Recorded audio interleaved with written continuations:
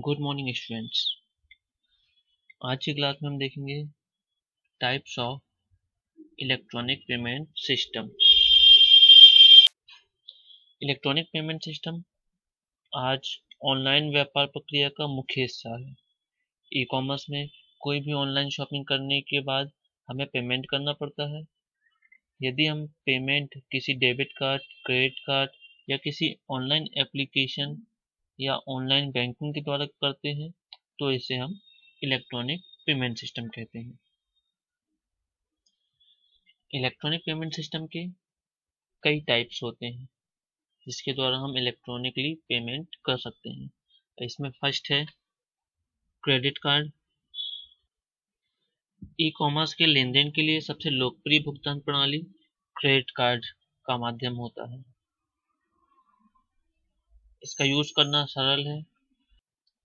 Credit card एक छोटा plastic card होता है जिसमें खाते के साथ एक संख्या जुड़ी होती है तथा इसमें एक चुंबकीय पट्टी लगी होती है जिसका यूज कार्ड रीडर के माध्यम से क्रेडिट कार्ड को पढ़ने के लिए किया जाता है। जब कोई ग्राहक कोई भी प्रोडक्ट खरीदता है तो क्रेडिट कार्ड जारीकर्ता बैंक ग्राहक की ओर से भुगतान करता है और ग्राहक के पास एक निश्चित समय अवधि होती है जिसके बाद वह क्रेडिट कार्ड का भुगतान करता है। दूसरे शब्दों में हम कह सकते हैं कि क्रेडिट कार्ड एक ऐसा माध्यम है जिसके माध्यम से कोई भी ग्राहक खरीदारी कर सकता है। उसके पास पैसे ना हो तब भी, तो वो पैसे कहाँ से आते हैं? बैंक से। मतलब कि बैंक कुछ उधारी देता है। फॉर एग्जाम्पल बैंक ने आपको एक क्रेडिट कार्ड दिया जिसकी लिमिट 50,000 है, तो आप क्या कर सकते हैं, उस क्रेडिट कार्ड के थ्रू कोई भी 50,000 रुपए की खरीदारी कर सकते हैं और कुछ समय अवधि के बाद हम वह पैसे बैंक को चुकाते हैं। तो इसको बोलते हैं हम क्रेडिट कार्ड। और इसमें क्रेडिट कार्ड में क्या क्या होता है, क्रेडिट इसमें इसमें कौन कौन लोग इनको होते हैं? कार्ड धारक जो कि ग्राहक है, व्यापारी जैसे कि हम प्रोडक्ट खरीदते हैं, कार्ड जारी करता बैंक जो क्रेडिट कार्ड उपलब्ध कराता है वो बैंक, परिचित बैंक, व्यापारी बैंक, कार्ड ब्रांड, कार्ड का ब्रांड अलग अलग होते हैं, किस टाइप का कार्ड है, वीजा है, मास्टर कार्ड है, एक्सेट्रा। सेकेंड है debit card. Debit card Bharat का दूसरा सबसे बड़ा ई कॉमर्स भुगतान माध्यम है।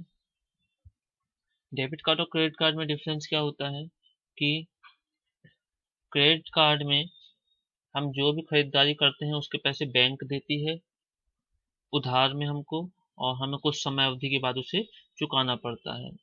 लेकिन डेबिट कार्ड वो होता है, इसमें हम इसे हम कैसे यूज कर सकते हैं कि हमारे बैंक अकाउंट में जैसे 10,000 रुपए हैं, पैसे हमारे ही हैं 10,000 रुपए, अब उसको हमें यूज करना है किसी खरीदारी के लिए तो उस पैसे को हम यूज कर सकते हैं क्योंकि हमारे अकाउंट में है। और जब वो 10,000 रुपये खत्म हो जाएंगे तो उसके बाद हम डेबिट कार्ड का यूज नहीं कर सकते। इसका मतलब है कि हमारे अकाउंट में पैसे होने पर ही हम डेबिट कार्ड का यूज कर सकते हैं, अकाउंट में पैसे होने पर डेबिट कार्ड का यूज नहीं कर सकते। और क्रेडिट कार्ड में ऐसा नहीं है। क्रेडिट कार्ड में बैंक हमको उधार में देता है लेकिन डेबिट कार्ड में कोई उधारी हमको नहीं मिलती है। डेबिट कार्ड में हम अपने ही पैसे यूज करते हैं जो कि हमारे अकाउंट में अवेलेबल हैं, और जितने अवेलेबल हैं उतने ही यूज कर सकते हैं, उससे ज़्यादा नहीं। थर्ड है स्मार्ट कार्ड। यह एक माइक्रो प्रोसेसर के साथ एक प्लास्टिक कार्ड होता है जिसमें ग्राहक की व्यक्तिगत जानकारी को संग्रहित किया जाता है और इसे ऑनलाइन लेन देन करने और बिलों की जल्दी भुगतान के लिए धनराशि के साथ लोड किया जाता है। स्मार्ट कार्ड में लोड किया गया पैसा ग्राहक द्वारा उपयोग के अनुसार कम हो जाता है और उसे अपने बैंक खाते से पुनः लोड कराना पड़ता है। मतलब कि यह भी एक क्रेडिट कार्ड की तरह ही होता है लेकिन इसमें क्रेडिट कार्ड से ज़्यादा इंफॉर्मेशन स्टोर होती है और ज़्यादा लिमिट मिलती है। नेक्स्ट है ई वॉलेट। नोटबंदी के बाद कैशलेस ऑनलाइन पेमेंट के तरीके के रूप में ई वॉलेट एक बेहतरीन ऑप्शन बन गया है। जिस तरीके से बैंक हमारे पैसे को डेबिट कार्ड के जरिए खर्च करने की सुविधा देता है, उसी तरह कुछ ऑनलाइन कंपनीज होती हैं जो कंप्यूटर या मोबाइल ऐप के जरिए हमें पेमेंट करने की सुविधाएं देती हैं। यह सुविधा ई वॉलेट के जरिए दी जाती है। जैसे कि आपने नाम सुने होंगे पेटीएम, पेपल, फ्रीचार्ज, मोबीक्विक, ये सारे क्या हैं, ई वॉलेट हैं, जिनके जरिए हम क्या कर सकते हैं। ई वॉलेट्स को यूज करने के लिए पहले हमें क्या करना पड़ता है, पेटीएम से उस ऐप को डाउनलोड करना पड़ता है जिसका ई वॉलेट हमको यूज करना। फॉर एग्जांपल पेटीएम है, अब हमें पेटीएम की जगह कोई भी पेमेंट करना है तो हम क्या करते हैं, हम अपने पेटीएम को बैंक अकाउंट से लिंक कर लेते हैं और उस वॉलेट से फिर हम पेमेंट कर सकते हैं। नेक्स्ट है ई मनी। ई मनी लेन देन उस स्थिति को संदर्भित करता है जहां भुगतान नेटवर्क पर किया जाता है और राशि भागीदारी के बिना एक वित्तीय निकाय से दूसरे वित्तीय निकाय में स्थानांतरित हो जाती है। मतलब कि एक व्यापारी से दूसरे व्यापारी या एक फाइनेंशियल जगह से दूसरे फाइनेंशियल जगह में ट्रांसफर हो जाती है। ई मनी लेन देन तेजी से, सुविधाजनक और बहुत समय बचाता है। क्रेडिट कार्ड, डेबिट कार्ड या स्मार्ट कार्ड, ये सारे ही ऑनलाइन भुगतान के ई मनी के ही उदाहरण है। Next net banking. यह ई कॉमर्स भुगतान करने का एक लोकप्रिय तरीका है। इसमें बैंक से सीधे ऑनलाइन खरीद के लिए भुगतान करने का एक सरल तरीका है। यह पैसे देने के लिए डेबिट कार्ड के समान ही विधि का यूज करता है जो पहले से ही ग्राहकों के बैंक में है।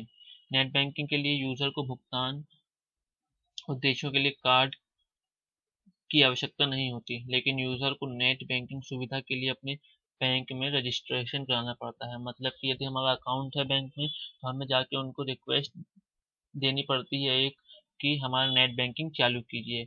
एक फॉर्म भरने के बाद ही हमारा नेट बैंकिंग की प्रोसेस चालू हो जाती है।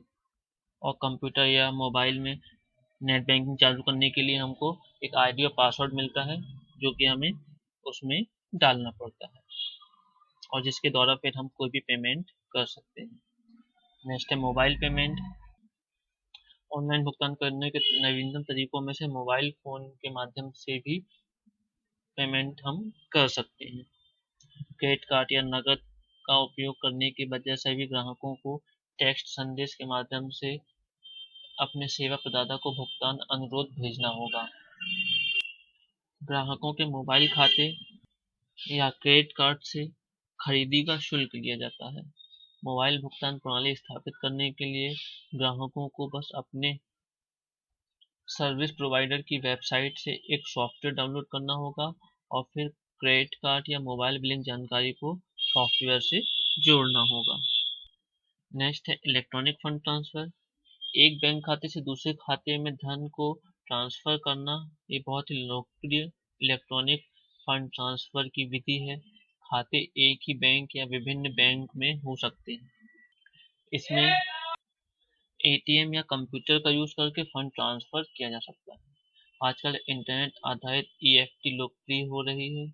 इस मामले में एक ग्राहक बैंक द्वारा प्रदान की गई वेबसाइट का यूज करता है, बैंक की वेबसाइट पर लॉगिन करता है और दूसरे बैंक खाते को पंजीकृत करता है। वह उस खाते में कुछ राशि हस्तांतरित करने का अनुरोध करता है। ग्राहक का बैंक उसी खाते में होने पर अन्य खाते में राशि ट्रांसफर करता है, अन्यथा हस्तांतरण अनुरोध एक एसीएच को भेज दिया जाता है ताकि राशि को अन्य खाते में ट्रांसफर किया जा सके और राशि को ग्राहक के खाते से काट लिया जाए। एक बार राशि अन्य खाते में ट्रांसफर हो जाने के बाद ग्राहक को इसकी इंफॉर्मेशन मैसेज के रूप में दे दी जाती है। एनईएफटी करना या आरटीजीएस करना इसी प्रणाली के अंतर्गत आता है। नेक्स्ट है अमेजोन पे। ऑनलाइन खरीद के लिए भुगतान करने के लिए यह एक सुविधाजनक सुरक्षित तरीका है। इसमें अपनी जानकारी का उपयोग करें जो पहले से ही आपको अमेजन अकाउंट क्रेडेंशियल में लॉगिन करने और अग्रणी मर्चेंट वेबसाइट और ऐप्स पर भुगतान करने के लिए सुविधा देता है। आपकी भुगतान जानकारी सुरक्षित रूप से अमेजोन के साथ संग्रहित की जाती है और हजारों वेबसाइट्स और ऐप्स पर पहुंच योग्य होती है जहां आप खरीदारी करना पसंद करते हैं। यदि आप अपने उत्पादों को ऑनलाइन बेचने की योजना बना रहे हैं तो अमेजोन आपको अपने उत्पाद और सेवाओं के लिए भुगतान करने की सुविधा प्रदान करता है। आप अमेजोन पर बेचने पर भी विचार कर सकते हैं जो दुनिया के सबसे लोकप्रिय ई कॉमर्स प्लेटफॉर्म में से एक है। अमेजोन पर बेचने के लिए कृपया खुद को फ्री में रजिस्ट्रेशन कराना पड़ता है। तो ये थे हमारे इलेक्ट्रॉनिक पेमेंट सिस्टम के विभिन्न टाइप्स। नेक्स्ट क्लास में अगला टॉपिक देखेंगे। Thank you.